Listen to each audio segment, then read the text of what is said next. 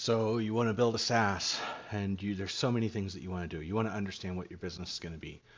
So let's dive in here.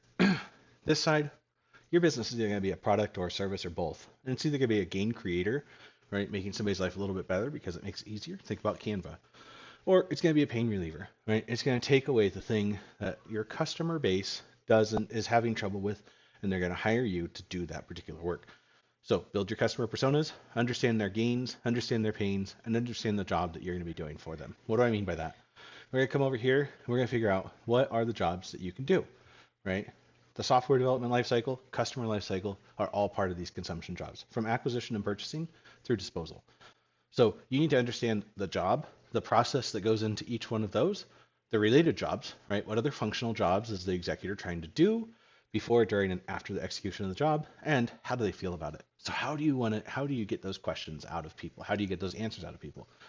You have to have the right questions asked during the interview process, right? So we want to begin our background with intention, curiosity, and creativity. So we want to get the background about the participant, the job they do. So you start with, tell me a little bit about yourself and what do you do? When was the last time you did that main job, right? How do you feel while getting that job done? So what are we trying to do here? We're trying to understand the main and the related job. And then what are you trying to accomplish? What problems are you trying to prevent or resolve? What helps you achieve your goals? What is the service that would do that job for you? And what else are you trying to get done? Now we can start to build those customer personas even better, right?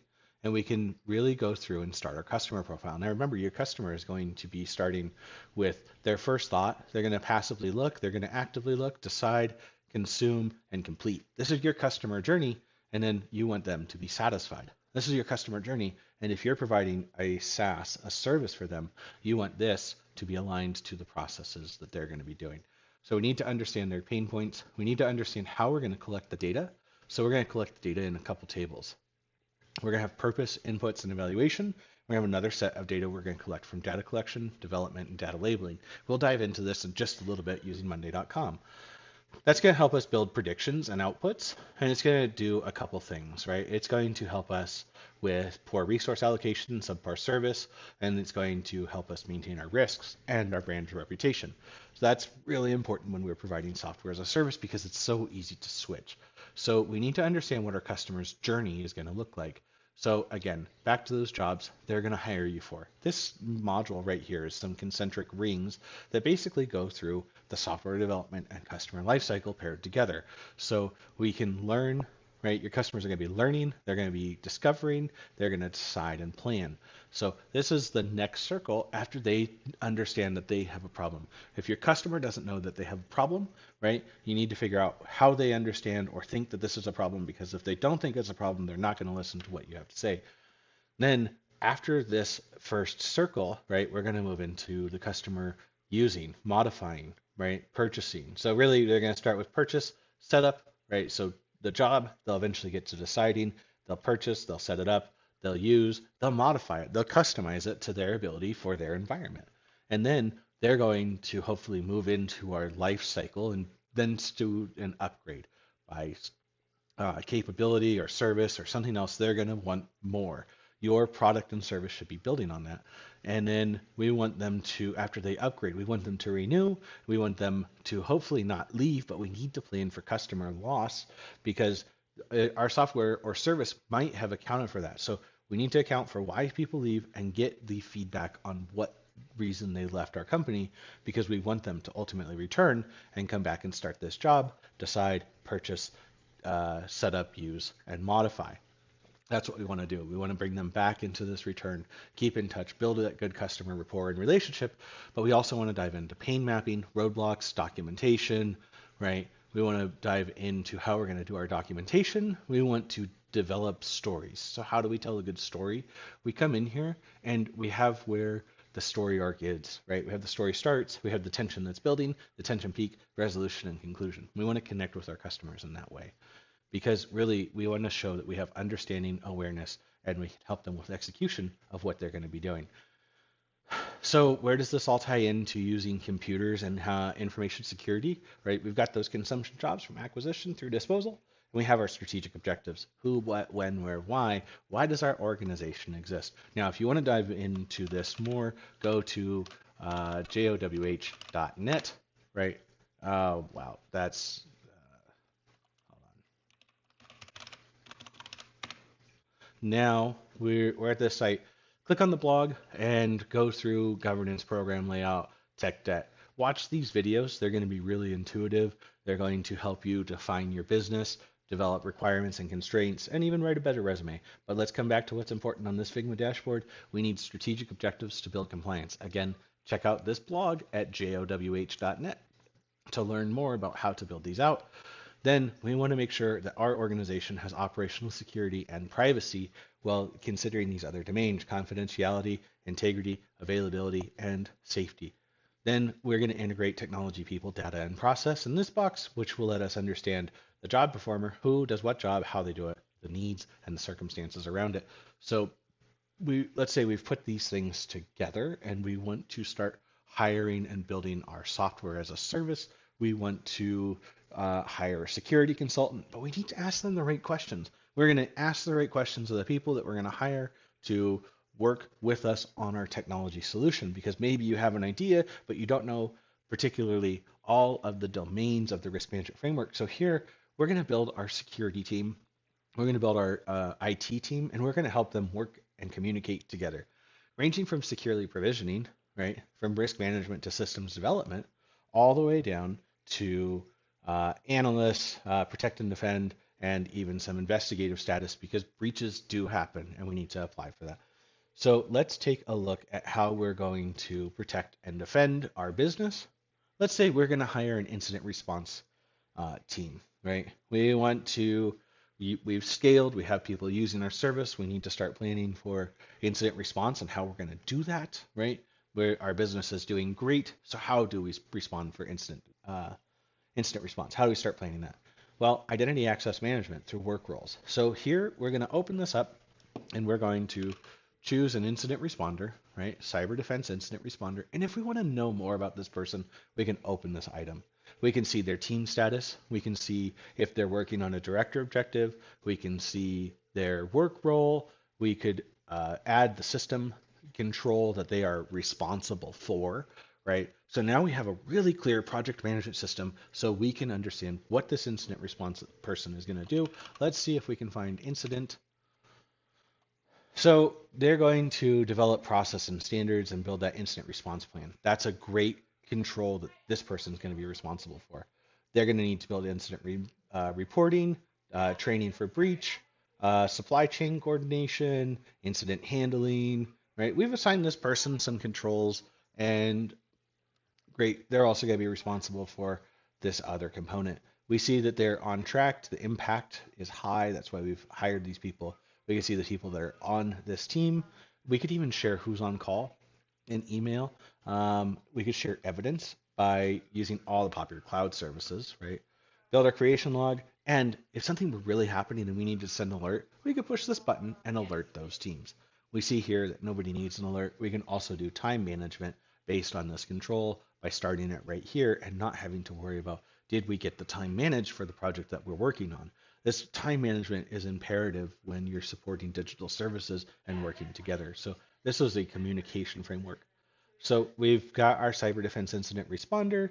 We assign them some roles. Hold on.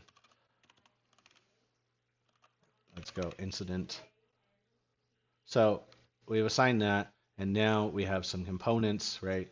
We gave them a role ID. So if you're using a cloud-based service, you can now do your identity access management rule and role-based access based off of this role ID and the description. So you understand who this person is, what the description of the job is they're doing, and then we can go back and we can continue to make sure that they have those controls that are assigned. And what we can do with those is we can go back, we're going to select those incident response, just a couple, right? So now we could see what their primary control objectives are and their secondary control objectives. If you're setting up a security operations center, you need people to be able to talk about defense measures and communicate how that integrates with the business. So let's take a look about how that works, right? So what do we want to do, right? We want to raise our deterrence level. We want to increase the opportunity cost, so that it makes us less attractive to an attacker, right? And we want them to abandon their efforts. We do this in lots of ways. We lock our cars, we lock our front doors, we obfuscate expensive items we store in our vehicles. There's so much that we do to deter people so they abandon their first efforts. So we can do that with cybersecurity, our software as a service, and our business, because ultimately we want to be able to protect and prevent an attack for those that are more persistent. And then those who are even more persistent, we want to detect their operations through proactive, detective, and responsive actions and controls. What does this look like? A proactive um, a proactive control could be putting up a fence or a camera. A detective could be a camera, and a responsive would be there is a security guard to go and stop the person that breaks through the fence. And then we want our business to be able to adapt. And without a plan, you can't adapt. So having a risk management framework that's tied to organizational business processes is an imperative. And if you don't have a framework that aligns your business processes and controls, it will make it difficult to communicate about how your business needs to secure and adapt. So we can see here, this person that we've hired now has 1, 2, plus 8 is 10. They have 12 responsibilities.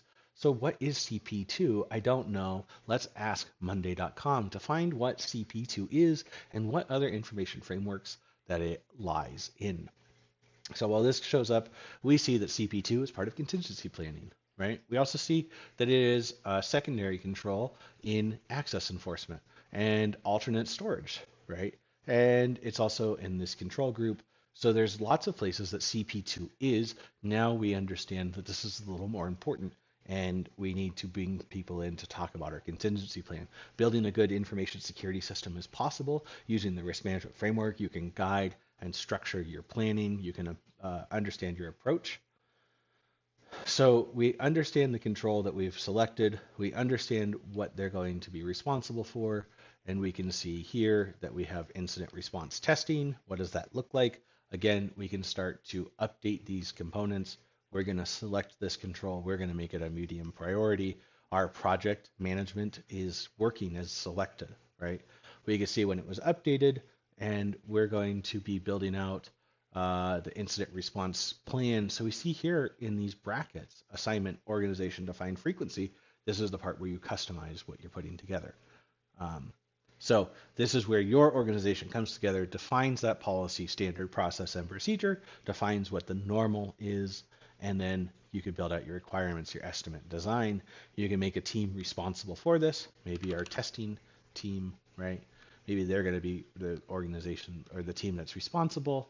Again, we can manage our exceptions. Maybe our legal team needs an exception to the business process. And now we see that this is impacting the oversee and govern component of our cybersecurity framework. Will have a potential vulnerability because an exception has been submitted and processed for this team. What does legal and advocacy do? Right? They provide legally sound services. So this now we have an idea about what legal and advocacy team does. So did we assign the right people to the job? Yes, we probably did, right? Or we're understanding more about how that team works. So let's go back. We've got our incident response plan. We see legal and advocacy needs an exception. The duration, we're going to set those dates, right? This is what's important about information security, understanding the business process that's impacted by changing access to an information system. We can build our RACI chart, right? Who's responsible, accountable, consulted, informed. And then if you have telemetry that can be generated off that control, we have those components here, and we can generate a report and share that with our SOC team, our accreditors, our auditors, our third-party managements. We can build our software bills and materials and really integrate more of how the organization is functioning. We could dive in. We have one control selected. We have the other one. Incident reporting hasn't been established. Again, this is going to be those exercises that help us communicate. And then we can generate a report about this incident response team, what they do, what the status of the controls are, and how they work together. So we have primary and secondary controls here. On the refresh, these didn't repopulate, but they are still there. And then we have some understanding, what is this discussion doing? This person is responsible for incident response testing, incident response reporting. I'm going to take a quick screenshot because I want to be able to talk about this later. And then again, we can generate that report and we can build effective identity access management controls backed to accessible language, right? That clearly defines what the rule, scope, and boundaries are. Why is that important? Because when you are putting together a security team, when you are going to operate a service, you need to understand where the consequence-driven, cyber-informed kill chain lies, right? So your incident response plan needs to have phases with events and cyber events and a scoring criteria. You can build this by using this risk management framework that aligns your teams to roles and the responsibilities that the teams have and the controls that have been selected, employed, and validated by the organization. Again, if you want to learn how to start doing this from the beginning, visit this blog, watch these videos, read these articles, take your notes. And then, we want to move into information gathering. How do we compile system diagrams? Ask those interview questions in manuals, right? We demonstrated that using this board because we're starting to share the documentation of what's going on. We can share the evidence. We can open the evidence. We can assign evidence to a selected control. Let's say we wanted to look into remote access and how that works, right? We could easily come back in here. Let's update our remote access. We want to share that update. We want to move this from a validated control. We're going to upload our file here from wherever. We're going to say, hey, this file is good. And then we want to be able to manage our estimates. And this is going to update our financial tracker. So this is one of the lowest cost items that has been in there, but let's just go ahead and make this a $500,000 objective, right? Just to go back, take a look at the dashboard, our financial reporting. Oh man. So we can add a widget here. Let's get a check on numbers, and we can come in and filter this by, I don't know. I'm going to have to come back and build in the numbers part, but it won't be difficult to add that. So check back again, and we will have the numbers reporting about how expensive that was. So follow along for more to build a risk management program that integrates and scales with your SaaS.